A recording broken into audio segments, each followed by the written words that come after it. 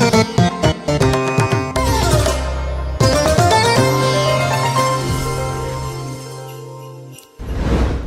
अति प्यारों, यीशु मसीह के नाम से मैं आपको अभिवादन करता हूं।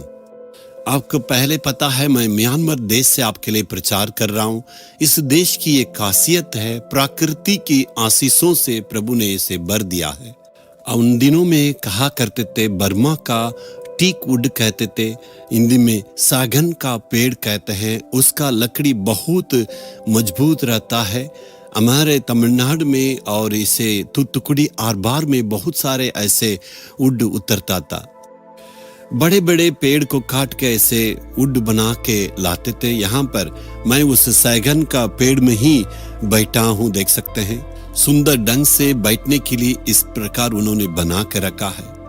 अच्छे संपूर्ण रीति से प्रकृति की आशीष से भरा हुआ एक देश है।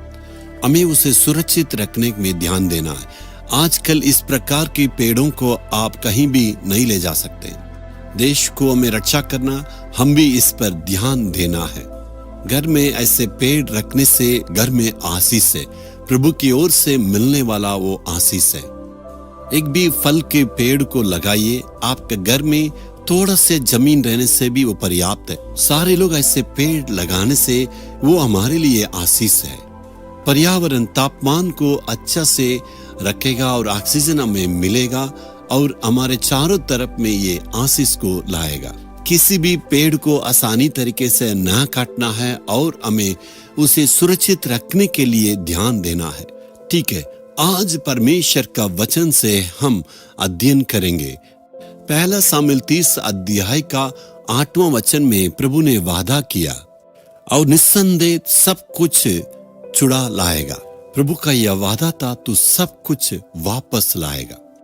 दाऊद और उनके पत्नियां और उनके बच्चे सब एक गांव में उनके संग बहुत सारे लोगों के संग रहते थे। लेकिन जब दाऊद का सैनिक दाऊद नहीं रहने के वक्त में अमले की उस देश पर आके सारे संपत्ति को सब कुछ उन्होंने ले गया। दाऊद का पत्नी, दाऊद के बच्चे और ऊंट और जानवर जो कुछ था सबको उन्होंने ले गया। जब दाऊद आके देखा सब कुछ दुश्मनों ने ले गया, कुछ भी नहीं रहा, बहुत बड़ा एक नुकसान हुआ।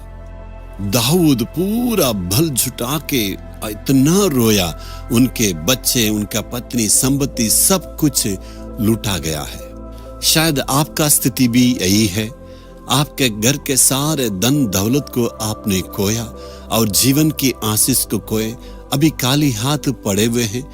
आपका जीवन में अभी कुछ भी आशीष से नहीं है, काम नहीं है, व्यापार में इतना नुकसान हुआ, कर्जदार हो गए हैं ना। आपका जीवन में जिसे आपने बहुत ही प्यार किया, आपके दिल के बहुत ही करीब रहने वाले, आपसे चाहने वाले को आपने खोया है। उनके मृत्यु के चलते अब बहुत बड़ा दुख में है। कुछ भी कारण से आपका जीवन के सारे धन संपत्ति को आपने खोया, बहुत परेशानी में है। किसी भी व्यक्ति नुकसान को सह नहीं सकते हैं। दाऊद भी स्थिति को सोच के बहुत ही रोया। किसी न किसी ढंग से हिम्मत जुटा के प्रभु की चरणों पर जाके वहां पर रोया और कहा, ये प्रभु, मेरे पत्नी, बच्चे, धन दौलत को दुश्मनों ने ले गया। उसी वक्त प्रभु ने उत्तर दिया, हे दाऊद, तुम्हें डरना नहीं। दुश्मनों ने जो कुछ ले गया, मैं सारी बातों को तेरे लिए लौटा लाऊंगा। हमारा एक दुश्मन जो शैतान है ना, हमारे जीवन का सारे आशीषों को चोरी कर लेता।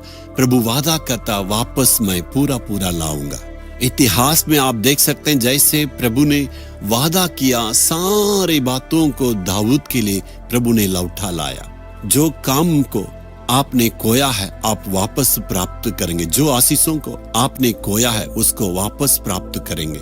शरीर की चंगाई को आपने खोया, वापस प्राप्त करेंगे। जो कुछ रिश्ताओं को खोया, वापस प्राप्त करेंगे।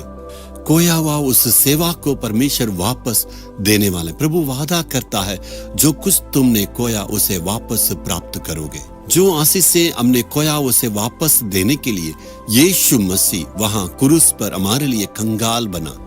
यीशु मसीह के कपड़े को उन्होंने छीन लिया, उनका शरीर को इतना घायल किया और यीशु मसीह पूरा खून बहाया। यीशु मसीह जिसे प्यार करते उसे चेले भी उनसे दूर हो गए।